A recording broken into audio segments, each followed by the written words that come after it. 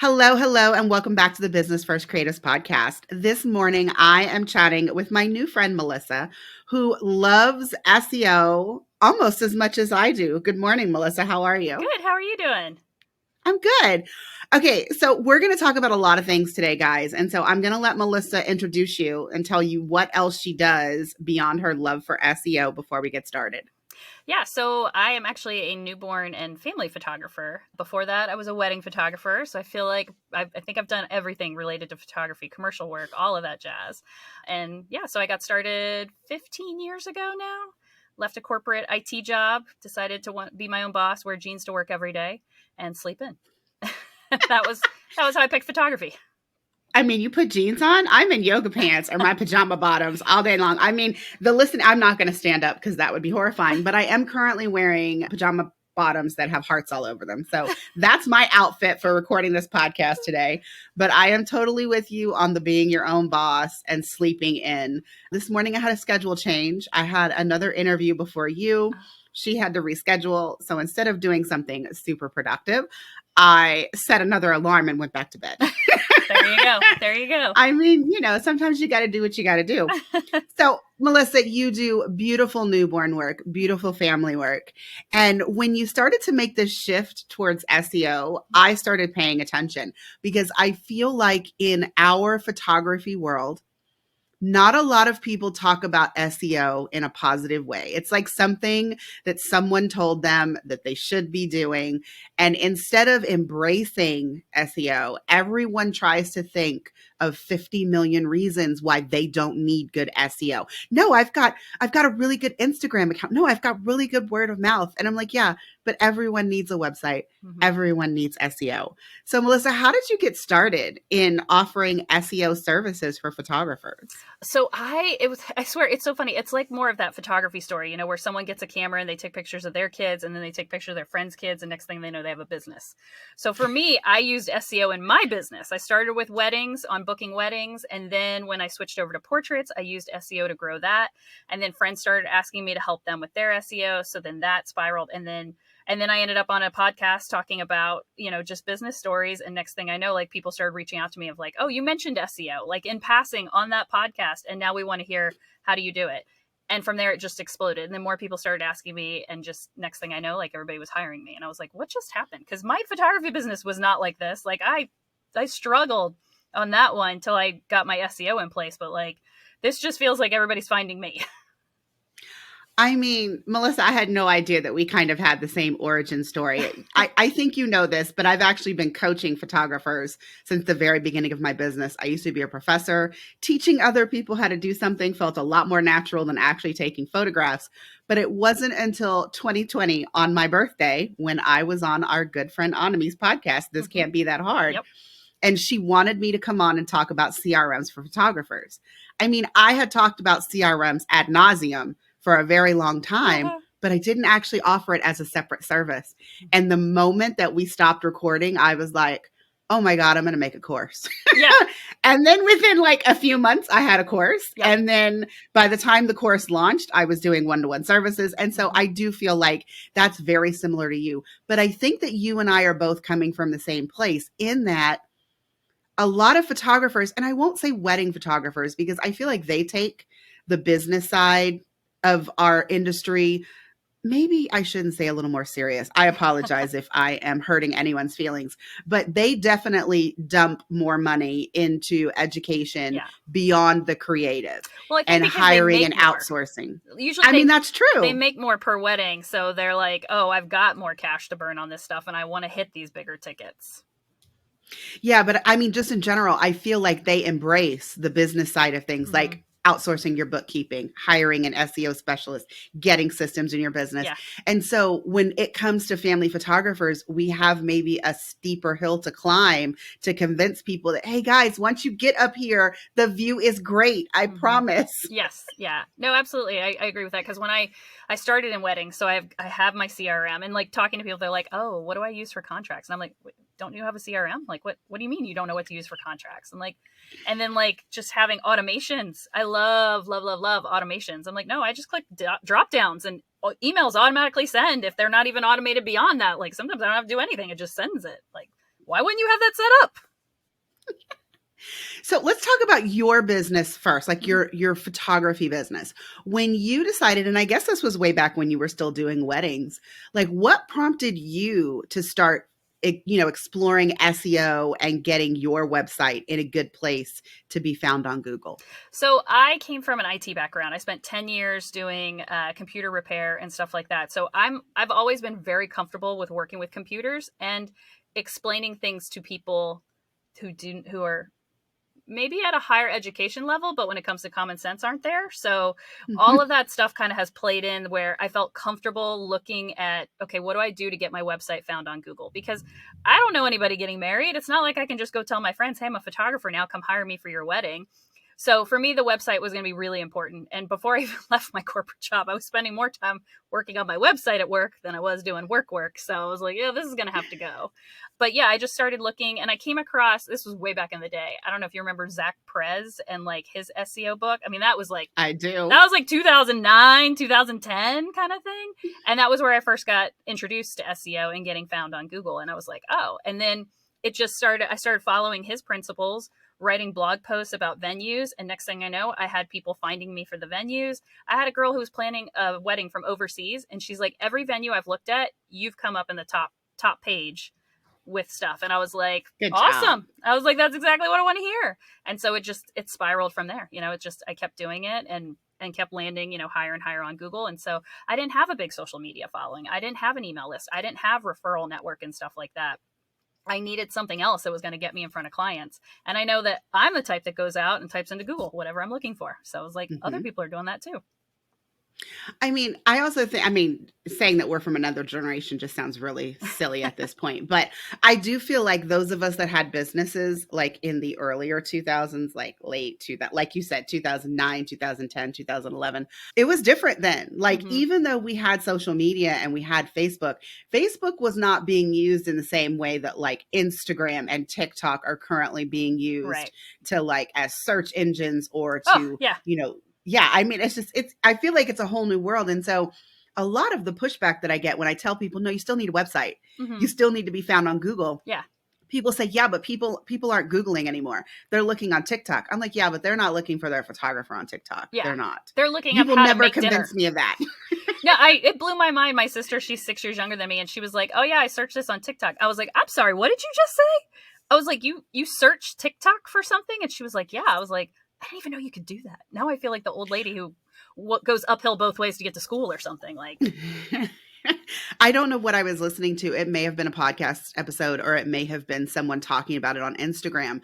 But what they're saying is like now all of the people, 25 and younger, 30 and younger, when they want to learn how to do something. Oh, I know who it was. I think it was Angie McPherson. I had her on my podcast. She was saying that when the young kids want to learn how to do something, they are going to TikTok and they are looking for a video that will show them how to, answer their questions, show them how to do it in less than 30 seconds versus going to Google, which is what we all did in order to find a YouTube video or a blog post to tell us how to do it. She's like, people now don't have the attention span to search for things and like read a blog post. And I was like, yeah, but that being said, they are still not looking for the people that they are going to hire on TikTok. That is not a thing yet. That is not a thing now. So when you did it for your wedding photography business and it was super successful, and then you decided to pivot your business into newborns and families, what did you do different for SEO, if anything? Like, because you don't have venues to write blog posts about. Right. So what did you do for newborns and families? Yeah. So the big thing was, figuring out what keywords are people searching for. And then I just started, I think I lucked out too. I got pregnant with my third kid around that time. So I was like, okay, ideal client right here. What am I searching for? What am I looking for? And the first thing was like maternity clothes, like where to shop for maternity clothes. So then I wrote a blog post on where to shop for maternity clothes. And then I wrote one for another city and those started bringing in traffic. And I was like, oh, and it's really hard because I feel like when you look at SEO, there's so much out there for weddings and what to write about, but there isn't for portraits. And so I was kind of in that beginning of like, giving people ideas in groups of like, well, this is what I'm writing about. What are you writing about? And everybody else was like, oh, I don't know what to write about. And I was like, why am I the only one coming up with ideas here, man?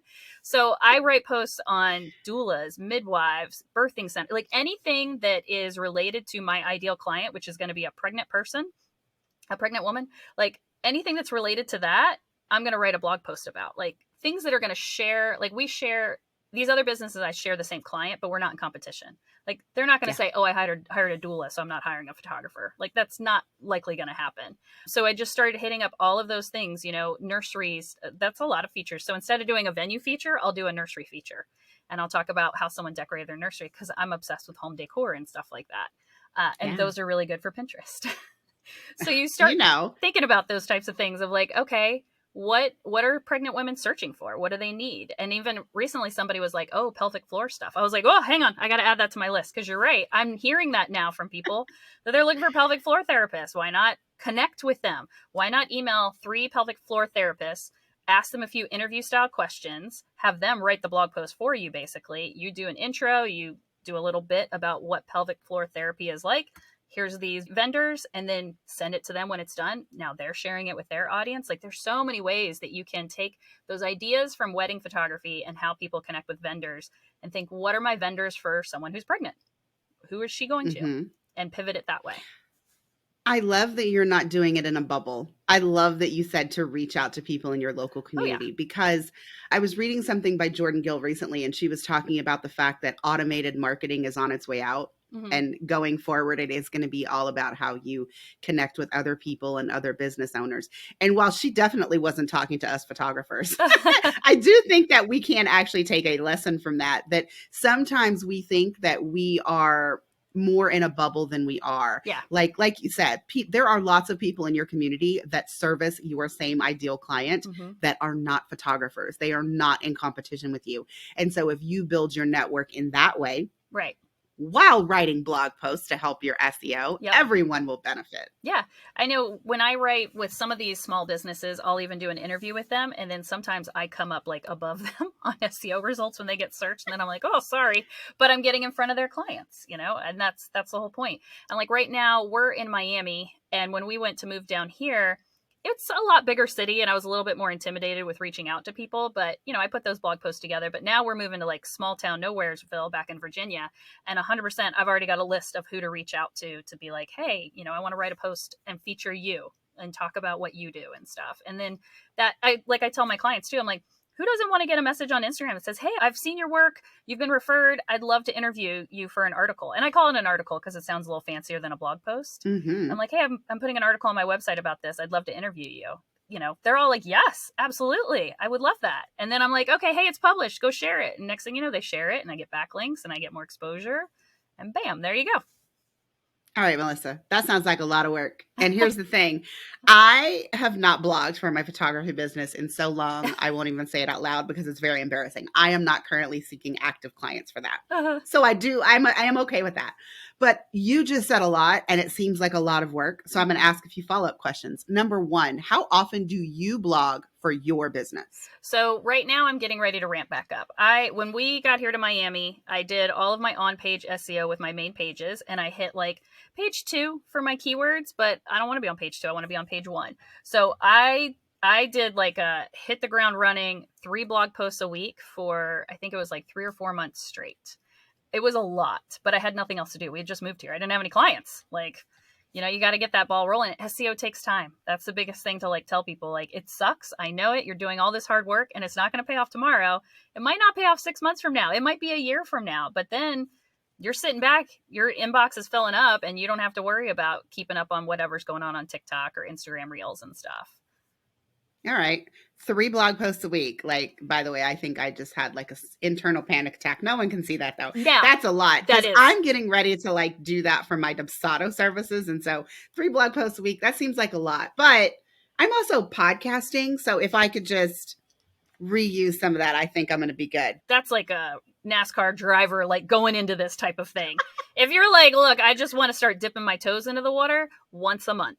And I would rather people blog once a month and stay consistent than try and do like what I did. And I brought in help too, because there was no way I was doing it. I had somebody else handle small posts. I handled the bigger posts. But then honestly, after I did that, I didn't blog for like 6 months or something, like, because I burned out. Like everybody is. Like, you're going to burn out if you don't outsource that. But it did what it needed to do. It budged the needle for me. It got me out there. It got me on all those keywords and stuff. And then it was just like maintenance. And so now I tell people, aim for once a month, get 6 months in the hopper before you start thinking, oh, let me blog more than once a month, because I want to make sure you're going to stay consistent. Google prefers that. So even for you, I would say once a month. Like, you don't have to do 3 times. Yeah, I mean, that just sounded a little scary. And it's okay, because like I blog my podcast every week. I mean, that's one. If I just threw in one other Dubsado post, I think I'd be good. Yeah. But you snuck in a word that I know what it means, but you should probably explain as the audience. Tell the listening audience what off-page and on-page SEO is. Yes. So on-page SEO is keywords on your website, making sure your headers, your meta descriptions, your page titles, your copy, your alt text, all of that. So when someone looks at your website and Google looks at your website, they know this is what they're targeting. These are the keywords they're targeting. Off-page SEO is going to be backlinks, citations, and things like that. So that's the stuff you don't necessarily see. And that's also the stuff that all of those emails that slide into your inbox that say, oh, your website looks good, but you need help with your SEO. Like, they're all pitching off-page stuff that you really don't even know what they're doing a lot of times. So you got to be really careful with that. But yeah, off-page is all of that stuff. Pinning it to Pinterest and getting a backlink, like, that's off-page SEO. You know, getting put on a podcast or something like that links back to your website. That's off-page SEO. On-page is the stuff that's directly on your website with your page titles and meta descriptions and all of that stuff. I mean, so technically, my gift to you and all of my other guests is that you get a link on my website and you get a link on the Buzzsprout podcast host. Yeah, I mean, like, and Apple Podcasts. I mean, actually, and Spotify. I mean, that's so many backlinks off of one podcast episode. I have never thought about it like that. Yeah. So, Melissa, lots of blog posts, lots of research, working on your on page, trying to get some of that off page when you can. But how much time are you spending per blog post? And then let's just start with beginners. How much time should they estimate it's going to be per blog post when they get started? So if it's going to be a cornerstone content post, like something that's really heavy duty where you're reaching out to other vendors and stuff, you know, I mean, that can be like when I wrote my post on birthing centers and midwives, I was like, I had 3 C-sections. I don't know anything about a birth center or a midwife. So I literally was Googling, what does a midwife do? You know, that kind of thing. But then I put that into the post because it was like, well, somebody else might not know what a midwife does. So I'll do that. So for those posts, I remember I did them while my daughter, she could do 2 hours at the YMCA as long as I was there. So I would work out for an hour and then I would sit for that second hour and then work on it. And I would probably take like 2 weeks, so like 4 or 5 hours to write it out and get everything in there. So it wasn't too bad, but that was my only time like to really focus on it, was like, this is my job right now while she's getting babysat. And I know that you do fabulous SEO audits. Let me just do a little plug for your services here.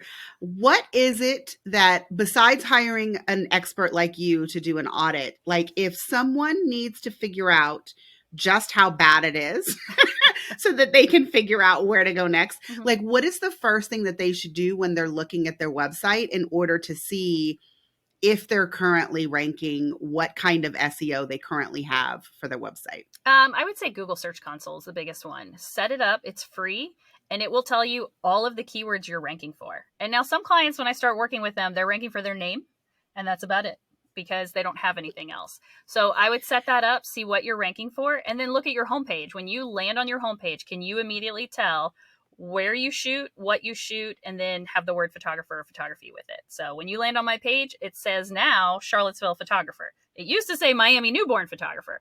Now it says Charlottesville photographer. So, you know where I am. So, okay, at least we've got a keyword here on this page. But a lot of times people don't have keywords, or they make it Charlottesville family, maternity, and newborn photographer. And no one's searching for all of that at one time. So you got to stick with one genre, one location, and then usually the word photographer or photography at the end. And that gets you started. Well, I feel like this is when I should ask you, now, should I be ranking for the same keyword on every single page of my website? No. Stop using keywords everywhere. And when I mean that, there is a program called Keywords Everywhere that I use, but not that one. I'm talking about, don't put the same keyword on every single page of your site Or my favorite is when I see it, every single blog post is Jane's 6-month session, Boston newborn photographer, Jane's blah, blah, blah, Boston, like every single one. What you do at that point is Google has to make a decision. Someone searches for Boston newborn photographer, and Google has all of these websites to look at. And it has to look at them and decide which 10 am I going to show on the front page. And if you say, hey, Google, I've got 50 pages for you to choose from to show on the page, Google doesn't think, oh, thank you so much for all of that variety. That is so amazing. Let me go do the homework for you. No, Google's like, I'm not even going to show you because I don't want to sift through 50 pages. It's like going to, Cheesecake Factory, and their menu is like 50 pages long, and you're like, I don't know what to do. Google's like, no, I'm not doing that job for you. If you can't tell me which page you want to rank here, I'm not going to figure it out for you. So you want one page. Side note, why does everyone pick on the Cheesecake Factory? Well, I have one go-to there. I always get the miso salmon. That's it. I'm like, I'm not even looking at the menu. Exactly. Now, I will say, though, I've been eating at the Cheesecake Factory for, oh my gosh, at least 20 years. And every time I go in and I have this one favorite dish, like after a few years, I go in and one server has to tell me, oh, I'm sorry, ma'am, we don't serve that anymore. And I will never forget, I was at the Galleria in Houston. I hadn't had Cheesecake Factory for like 2.5 years. I sat down, I ordered my dish, and he goes, I'm so sorry, ma'am, we don't have that anymore. My sister-in-law was like, back away from the table. Back away from the table. Because I was like, I'm tired of coming and you guys change it. But no, I mean, you don't want to do everything for everyone. And I think people understand that when it comes to their photography, but then they don't translate that into their SEO. And they're just like, no, I really want to rank for like Boulder newborn photographer. So let me just slap that keyword everywhere that I possibly can. And they don't realize that they're actually hurting their SEO by not telling Google which page is most important and will give the best information for that particular keyword. But Melissa, keywords. How in the hell do I figure out what keywords I need as a photographer? So yeah, it really starts with your genres, your location, and then photographer or photography. So that's where I tell everybody to kind of start off with. So you figure out, and I tell you for your homepage, pick what is your favorite. If you could fill your calendar with that type of session, that's what needs to go on your homepage. And for some clients I've had, it's maternity. For me, it's always been newborn. I love newborn and I could shoot it all day long. So that's what's going to go on my homepage. But then my portfolio pages, I target family. I target a family keyword. I target a maternity keyword. Then I target a different location that's nearby for another newborn keyword.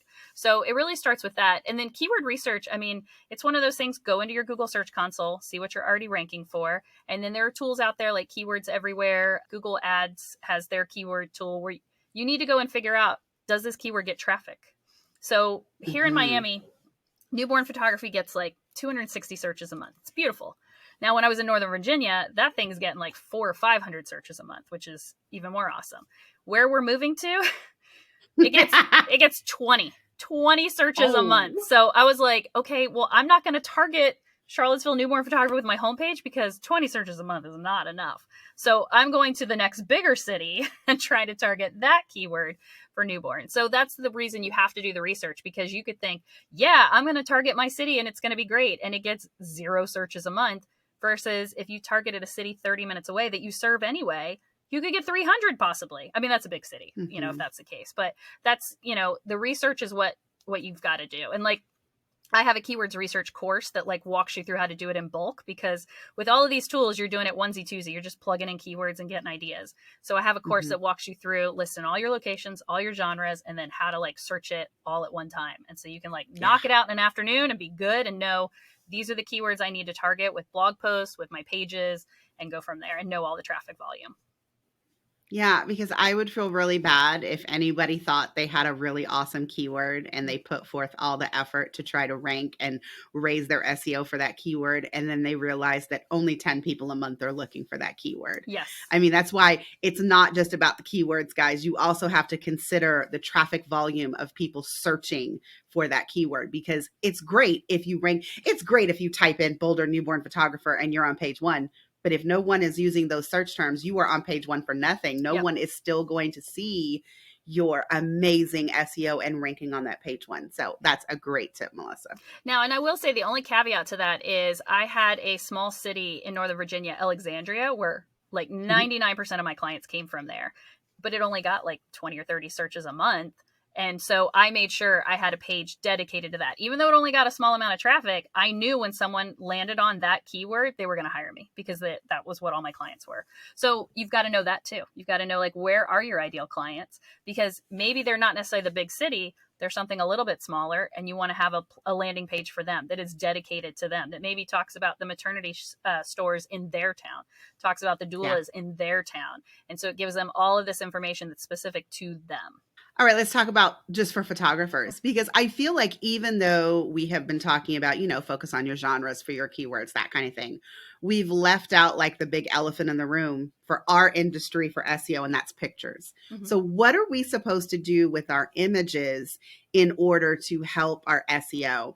Because I want everyone to know that where it is not at is for you to export all of your images at Meet Sasha 01, Meet Sasha 02, and upload your images just like you would deliver them to your client. Don't do that. I was going to say, we're like dsc003.jpg. I hope people are renaming their images, Melissa. Come on. No one is still... Nope.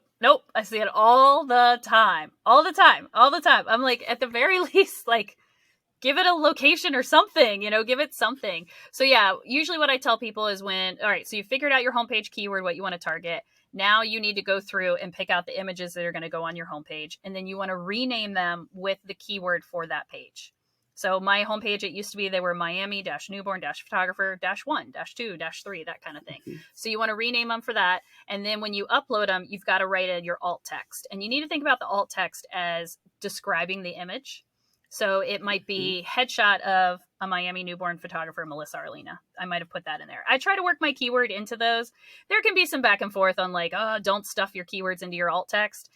It's not like every keyword is just my alt text over and over, or location text. I just weave it in like, hey, that's what this is a picture of. Or, it's a newborn baby in a crib photographed by Miami newborn photographer. And I'll throw those into a couple. You don't want to put your keyword on every single alt text. You want to keep it like around 60%. So, but you can also use keywords for your other pages. So maybe another one would have been Miami maternity photographer that I would have used, that kind of thing. But describe the image. What's going on? Pregnant couple on the beach, something like that. Mm-hmm. Don't leave it just blank, and don't leave it as DSC.001. Yeah. I mean, I think a lot of people do. I think a lot of people do talk about alt text. Mm-hmm. I don't think that's left out of the conversation, but I think making sure that you have renamed your images before you put them on your website is like a big piece that people are missing. Google will scan that, and then they can show it in the Google image results. Cause I used to rename my photos, like for weddings, it would be fall wedding at blah, blah, blah venue. And then it would pop up when you would search fall wedding and you go over to the images tab, then you would see photos of mine from that blog post. Yeah. And that was what I was going to say. Like here in Boulder, we, it's beautiful outside. We all know I don't photograph anybody outside, but it is beautiful outside. Yeah. And so if you can put your locations into the pictures and it can get picked up by Google Images, if someone knows that they want their maternity session, for example, at Chautauqua, and they're searching for like some inspiration, they could be on Pinterest, but they could also be on Google, depending on how old they are, guys. Yep. And so if your image is popping up in the Google Images for that location, and they haven't hired a photographer, maybe you're going to get hired off of that, because then they're going to go look for your website, and then they're going to see what else you had to say, all of your other work, all that good jazz. Yep, exactly. So Melissa, we've talked about like a lot.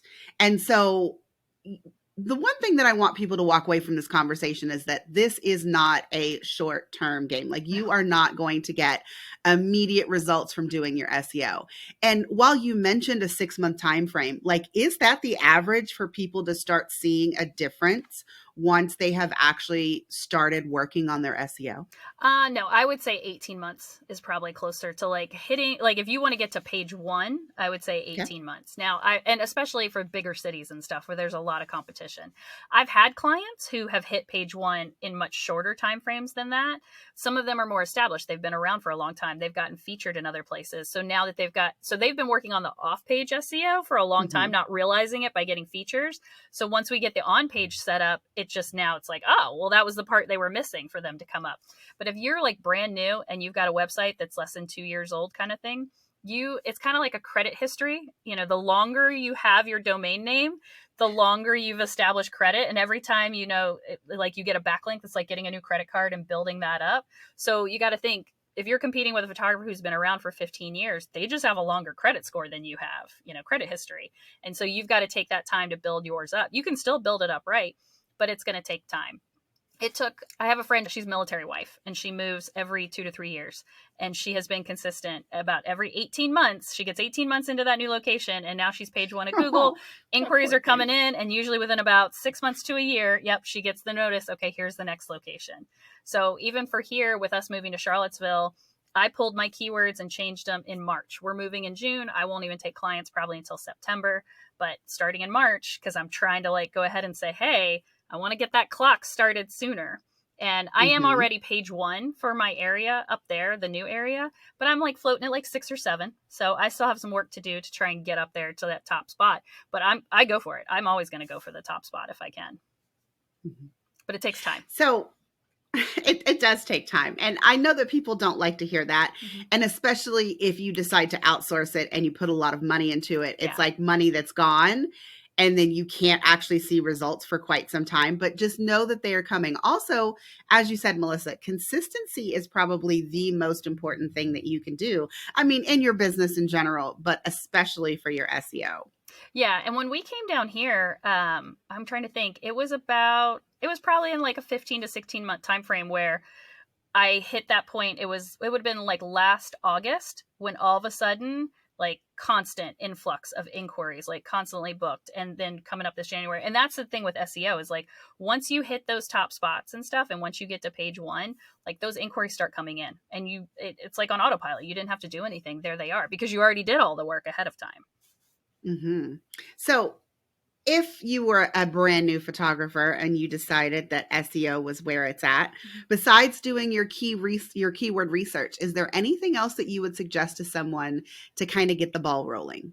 It starts with the keyword research. So you get that going, and then it's blogging. It's working on your on-page SEO and blogging, and then working on your off-page. Because to me, there's no point in working on your off-page unless your on-page is ready and on point. Because otherwise, then you're getting links, but nobody's going to find you because you don't have any keywords and you haven't done any work. So I would start with on-page, getting those keywords onto those pages in the right spot, getting the right keywords there, then blogging, then getting those blog posts shared, and then working more on features and backlinks and stuff like that.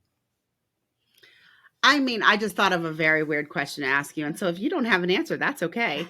What do you think about using AI to help you with your writing and or with your SEO keywords and titles and headlines and all of that jazz? I feel like everywhere I turn now, I'm hearing about, AI and helping writing. And the one thing that I say is, guys, please don't type these questions into ChatGPT and just paste them on your website, because that's a big no-no. Exactly. But have you used AI for yourself? Yes. And in fact, I'm trying, anytime someone pops in my inbox right now that's hey, I've got some prompts for you to use for ChatGPT, I'm let me open that up, because it's so fascinating, what you can do. So what I tell people now is, you could tell ChatGPT, write me a 2,000 word blog post on doulas in Charlottesville, and it will spit out the whole thing. But it's not going to sound like you. And it's one of those things, it probably will get flagged by Google at some point because they're looking into that. So instead, you want to think of ChatGPT as okay, I'm going to write this blog post about doulas, but I don't really know anything about doulas. So I would type into ChatGPT, what questions do pregnant women typically ask doulas?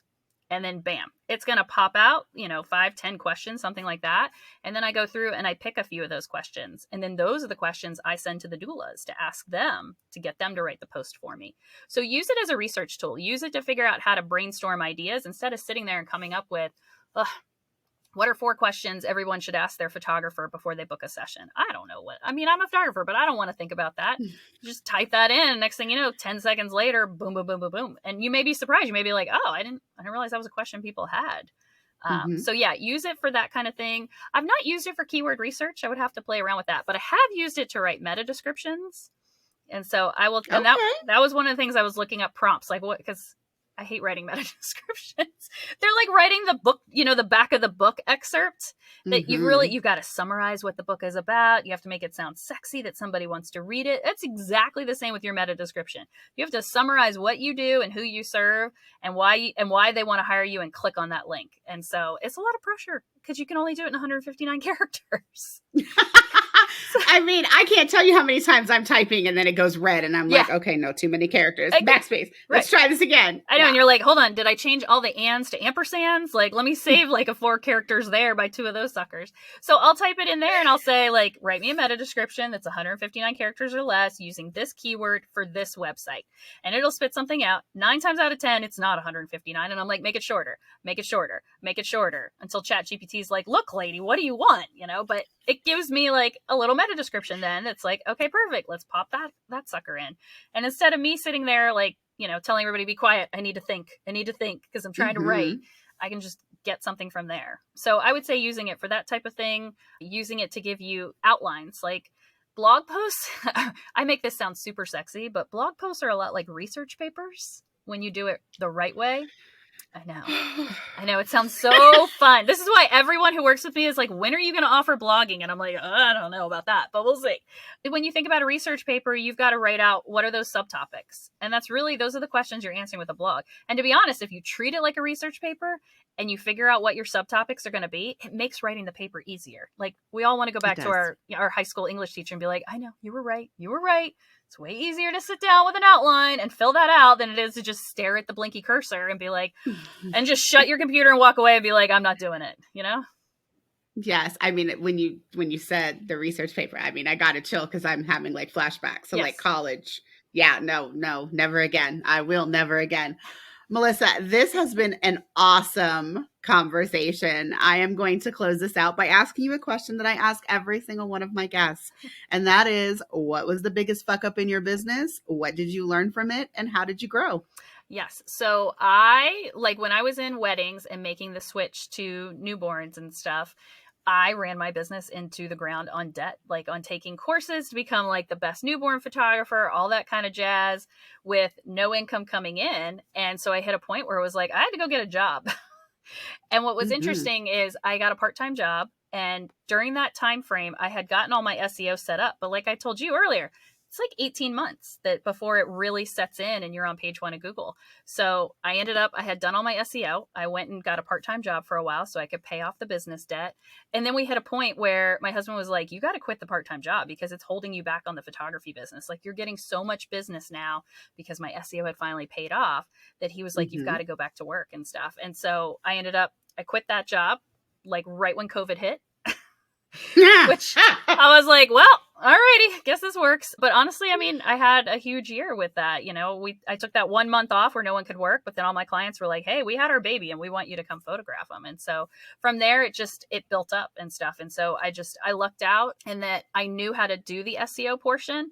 And then I was able to find something else for the temporary time being, because changing genres is hard. Like if anybody's going to change genres like that, start it early. You know, I probably should have kept more weddings on the books instead of just pulling the plug, but I had babies at home and I wanted to be home on the weekends. I didn't want to be shooting weddings anymore. So I just flipped that switch and then it was like, oh, wait a second. Yeah. But then I look now at all of the lessons I learned from that kind of have set me up to where I am now. Yeah. So that's the biggest life lesson there. Like I use profit first in my business, so I never worry about running into debt again on it. I use SEO for everything. And then that has ballooned up from my experience on that to ending up on podcasts now and talking about it. So, and even my IT career, I feel like the 10 years I spent in IT and learning how to talk to people about technical issues and make them relatable, I use that in SEO all the time. I use analogies all the time. I call like keywords my little soldiers and they get to go out and find me traffic and all of that. And people tell me, they're like, you just make it sound like so down to earth and stuff. So that's like my unique selling position, I guess, is that I can take that really technical stuff and make it, you know, easier for people to understand. Melissa, do you outsource anything in your business? I have a virtual assistant for my email right now. Nice. I have another girl who's handling like social media graphics. And then I have another girl who helps me with keyword research. So I went from like being a 1-woman operation the first week of January to having like 3 subcontractors helping me out. So nice. And then, you know, editing and stuff, I do. I use Imagine. I use AI for that. So like I used to outsource editing, but. Okay, wait, let's back up. Because you do okay. Are you still finishing them? Like, well, first of all, do you do any extensive, I guess, photoshopping? No. Because maybe that's just, never mind. Yeah. I was thinking that you did stuff with the newborns and. I mean, just a little bit of like, you know, cleaning up faces here and there, but I'm lifestyle. So that's just, it is how it is. Like, I don't, I'm not going to have your baby have absolutely plasticky perfect skin. I don't use props. That's a big thing on my website. No props, no crazy poses. And it's just, mom and dad naturally at home kind of thing.